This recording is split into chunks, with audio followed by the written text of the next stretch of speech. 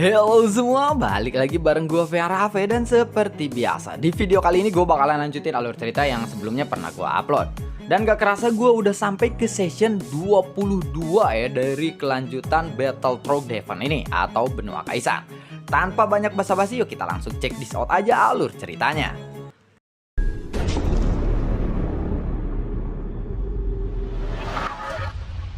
Di episode sebelumnya, Xiao Yueli menjelaskan apa yang sebenarnya terjadi di Killing Heaven level kedua ini, yaitu para binatang buas akan memakan orang untuk berevolusi dan juga orang-orang bisa meningkatkan kekuatan mereka dengan membunuh para binatang buas untuk mendapatkan kristal sumber gas.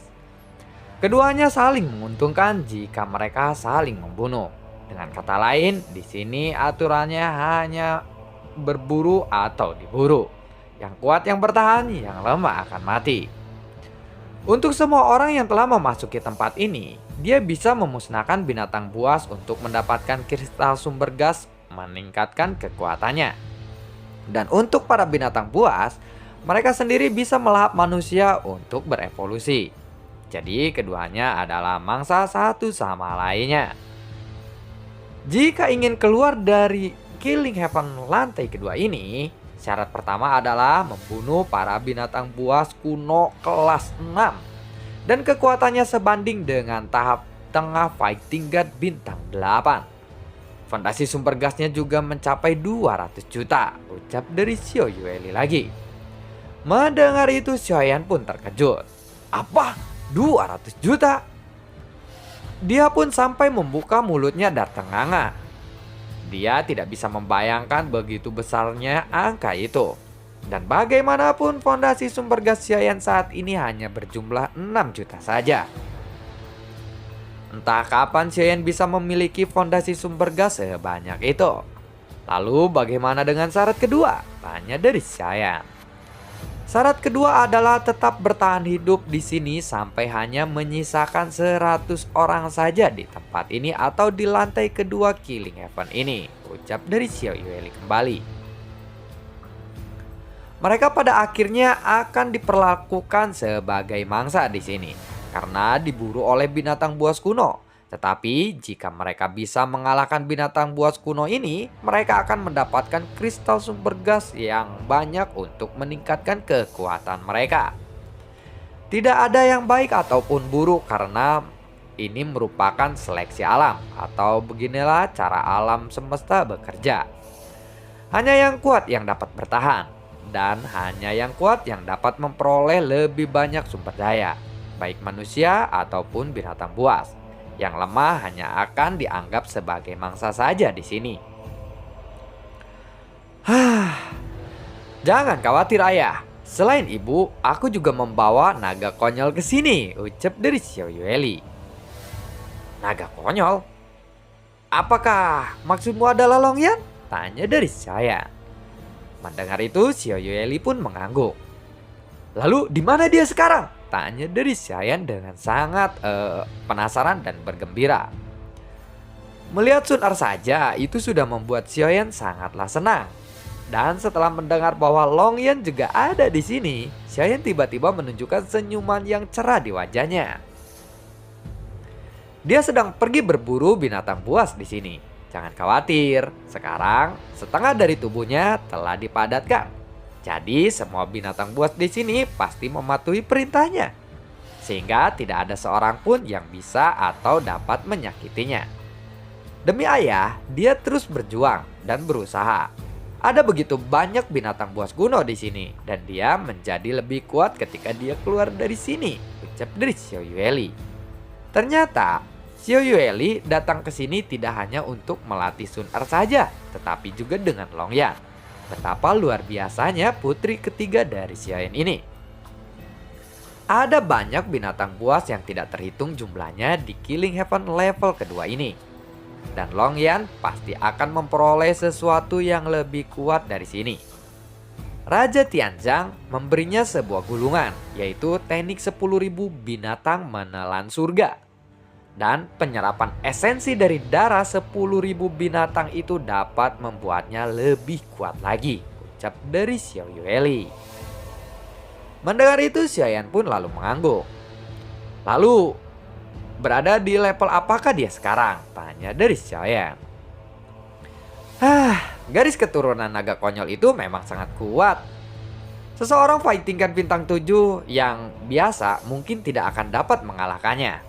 Tetapi sangat disayangkan bahwa garis keturunan itu hanya membuat kekuatannya saja yang lebih kuat dari apapun. Tetapi isi kepalanya benar-benar kosong. Dia memang naga konyol, ucap dari Xiao Yueli. Xiaoyan juga tersenyum tidak berdaya ketika mendengar itu. Tetapi ekspresinya menunjukkan kebahagiaan atau keterkejutan. Karena akhirnya antara anaknya Xiaoyan ini bisa akrab satu sama lainnya. Dengan kata lain, kekuatan Longyan juga saat ini telah melampaui dirinya sendiri. Jika tidak ada Yaoyan, kekuatan Xiaoyan ini hanya di tahap fighting tingkat bintang 6 saja dengan 6 juta fondasi sumber gasnya. Padahal ketika Longyan terpisah dengan Xiaoyan ini, kekuatan Longyan pada saat itu masih di tahap Daoxian. Sebenarnya ini bukan karena kecepatan kultivasi Xiaoyan yang lambat, tetapi memang karena ada darah keturunan Jujuyin sendiri yang terlalu kuat. Tentu saja jika Longyan terus mengikuti Xiaoyan, dia tidak akan tumbuh begitu cepat seperti ini. Alasan mengapa Longyan bisa begitu kuat karena adalah bantuan dari Xiao Yueli dan juga Raja Tianzhang. Mereka berdua bisa mengoptimalkan kekuatan darah keturunan yang dimiliki oleh Longyan ini. Saat Longyan menjadi semakin kuat, itu akan menjadi bala bantuan yang kuat untuk tim Xiaoyan. Dan Xiaoyan sudah menantikannya begitu lama untuk bertemu dengan Longyan kembali. Namun setelah itu, Xiaoyan lalu memperhatikan sosok yang ada di belakang Xiao Yueli sekarang. Pada saat ini ketika Xiaoyan melihatnya, mata putih tanpa pupil dari sosok itu pun langsung menarik perhatian Xiaoyan. Setelah hanya beberapa detik saja, Xiaoyan pun segera mengenali sosok itu. Itu adalah orang dari Istana Surgawi yang ingin menyerangnya waktu dia berada di kuil Obatro. Dia melarikan diri pada saat itu. Xiaoyan tidak menyangka akan bertemu lagi dengan dia di sini. Apalagi sekarang dia berada di belakang Xiao Yueli. Melihat itu, Xiao Yueli pun lalu berkata, "Oh ya ayah, orang licik ini sepertinya telah bersembunyi di suatu tempat dan memancarkan aura pembunuh kepada ayah. Jadi aku menangkapnya saja. Lalu aku menyerahkannya kepada ayah. Apakah ayah mengenalnya? Kelompok orang ini sepertinya sedang mengincarmu," ucap dari Xiao Yueli.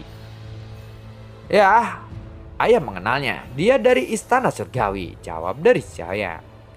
"Oh, begitu ya. Sepertinya ayah telah menjadi sasaran mereka kali ini," ucap dari Xiao Yueli lagi. "Aku tidak pernah berpikir bahwa mereka akan mengejarku sampai ke sini," ucap dari Xiaoyan sambil menatap ke arah Wutai. "Kalau begitu, bunuh saja dia. Tetapi aku mendengar bahwa pemimpin Istana Surgawi itu adalah seseorang yang kuat. Dan jika ayah menjadi sasaran mereka, sebaiknya ayah lebih berhati-hati lagi," ucap dari Xiao Yueli. Mendengar itu, Wutai pun lalu tersenyum getir di belakang Xiao Yueli. Kekuatannya sendiri sebenarnya tidaklah lemah. Tetapi ketika dia melihat Xiao Yueli meletakkan telapak tangannya di sabit gagang kematian itu, Wutai benar-benar tidak berani mengangkat kepalanya, bahkan hanya untuk mengangkat kepalanya saja.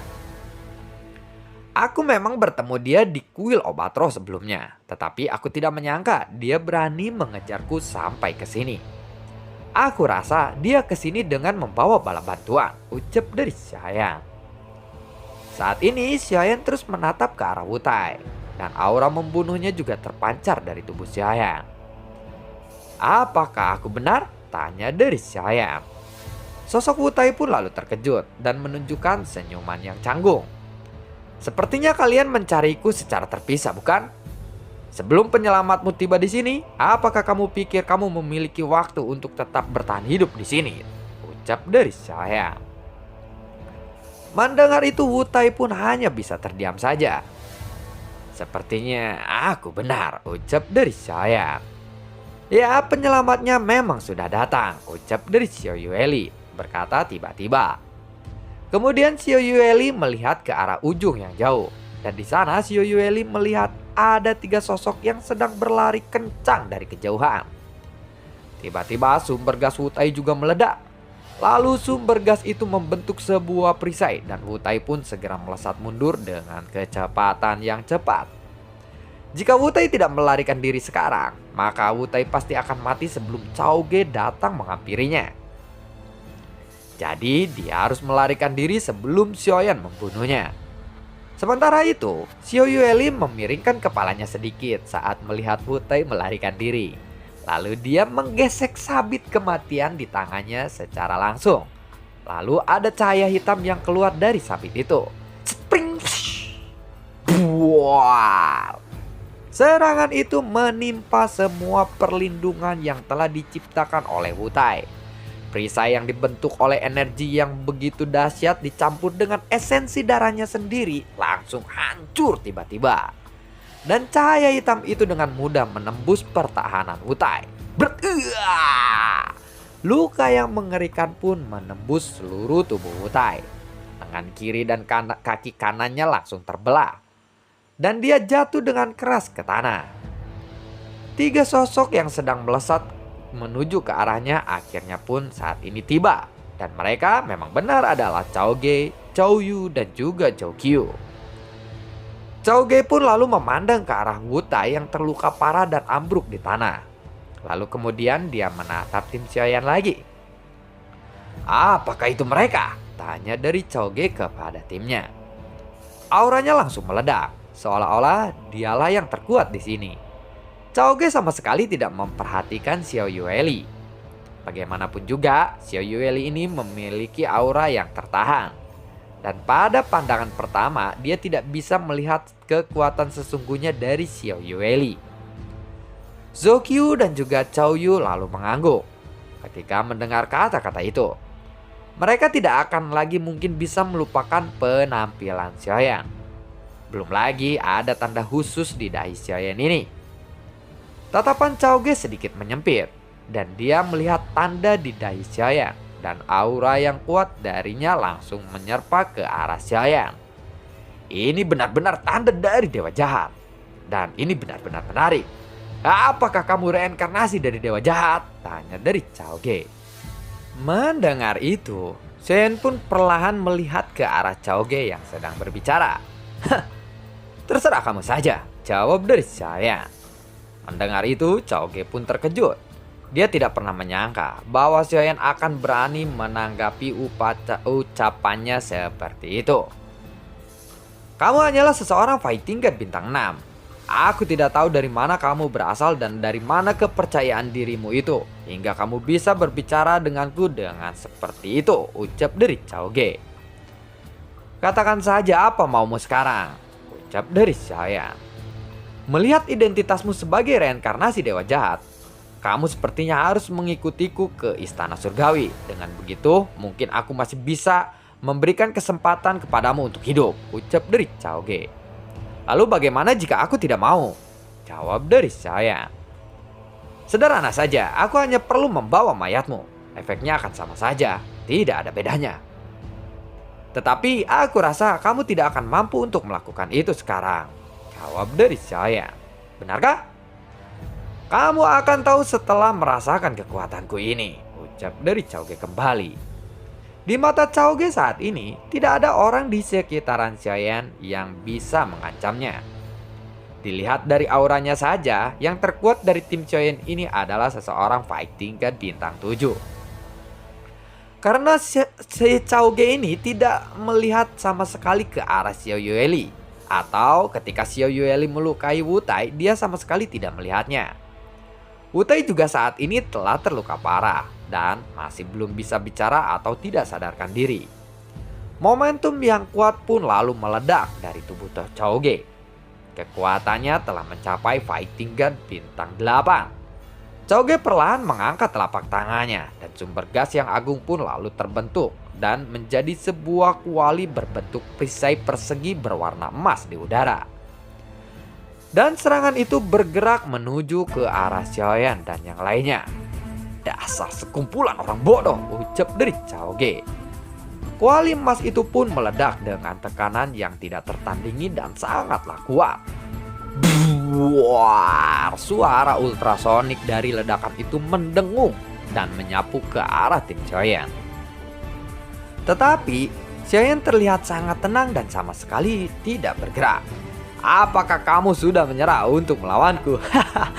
Itu langkah yang bijaksana. Dengan tidak bergerak seperti itu, kamu akan bisa mati lebih cepat, ucap dari Cao Ge. Spring! Buar! Saat berikutnya ada cahaya hitam yang tiba-tiba melesat menghantam kuali persegi berwarna emas milik Cao Ge itu. Dan kuali itu pun langsung hancur seketika. Cao Ge benar-benar tidak percaya saat melihat itu. Karena kuali emas itu bukanlah sebuah teknik biasa. Teknik ini mengandung formasi misterius yang sangat kuat, sehingga tidak bisa dianggap remeh. Tetapi teknik ini langsung hancur seketika. Hal inilah yang membuat Cao Ge benar-benar terkejut. Matanya melotot sambil memandangi skillnya yang hancur.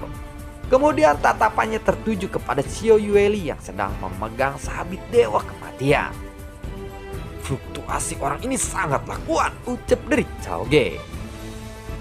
Ketika Cao Ge memandang Xiao Yueli, dia juga mengeluarkan aura yang merasakan kekuatan Xiao Yueli. Tetapi dari apa yang dia rasakan, aura Xiao Yueli ini sangatlah lemah, sehingga Cao Ge tidak dapat merasakannya sama sekali. Cao Ge segera menjadi waspada ketika melihat ayunan kecil dari sabit kematian Xiao Yueli ini bisa menghancurkan skillnya. Dia tidak pernah menyangka atau berpikir bahwa akan ada orang sekuat ini di sebelah Xiaoyan. Apakah dia orang kuat yang kalian bicarakan sebelumnya? Maksudnya adalah klon leluhur iblis immortal, dan Cao Ge menganggap Xiao Yueli ini adalah orang itu. Kami belum pernah melihat wanita itu sebelumnya, ucap dari Zhou Qiu dan juga Cao Yu. Cao Ge pun lalu menatap ke arah Xiao Yueli dengan hati-hati. Sementara itu Xiao Yueli hanya tersenyum saja. Setelah ragu-ragu sejenak, tatapan Cao Ge pun lalu menyempit lagi. Seolah-olah dia sedang memikirkan sesuatu. Oh, sepertinya aku mengenali rambut dan mata ini yang merah jambu. Dia adalah penyihir kecil, ucap dari Cao Ge dengan tampak sedikit bergetar.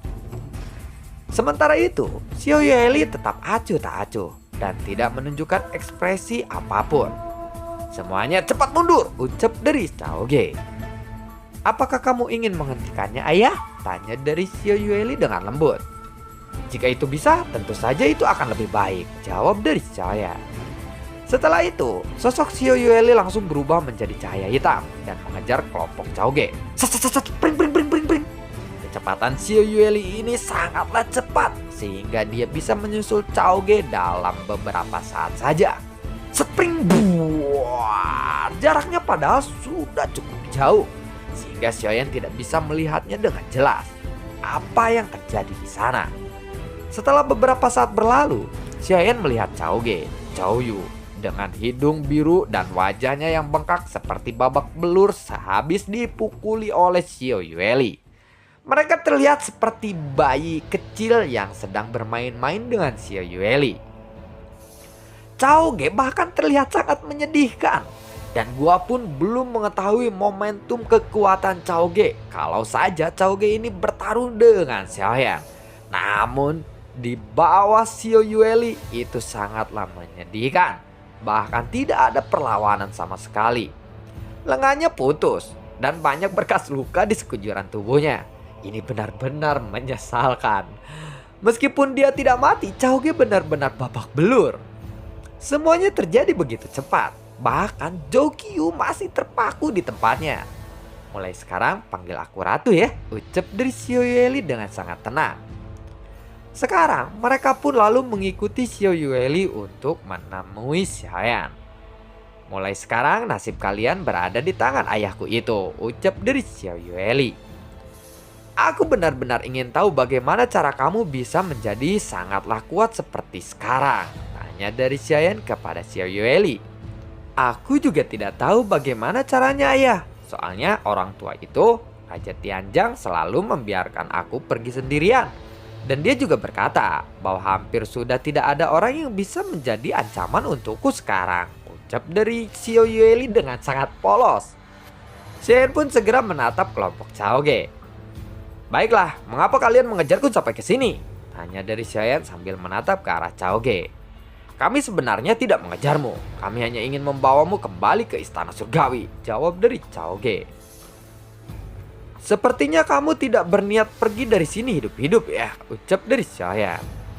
Jawaban Chaoge ini terlalu asal-asalan. Dan itu membuat Xian semakin marah. Apakah kamu akan membiarkan kami tetap hidup? Tanya dari Chaoge. Mungkin saja. Lagi pula, membunuh atau tidak membunuh kalian tampaknya tidak akan berdampak banyak bagiku. Tetapi, jika kamu menjawab pertanyaanku dengan jujur, aku bisa mempertimbangkan untuk membiarkan kalian semua tetap hidup. Ucap dari saya. Ayah, jika mereka tidak mengatakan apa-apa, aku akan membunuh mereka semua saja. Dan aku bisa menginterogasi melalui jiwa mereka. Dan aku pasti akan mendapatkan semua informasinya dari jiwa mereka saja. Bagaimana? Tanya dari Xiao Yueli. Hei, apakah mereka memiliki jiwa? Kenapa aku tidak bisa merasakannya? Ucap dari Xiao. Oh iya ayah, aku lupa menjelaskan ini kepada ayah. Mereka telah menjual jiwa mereka. Jadi mereka tidak memiliki jiwa sama sekali.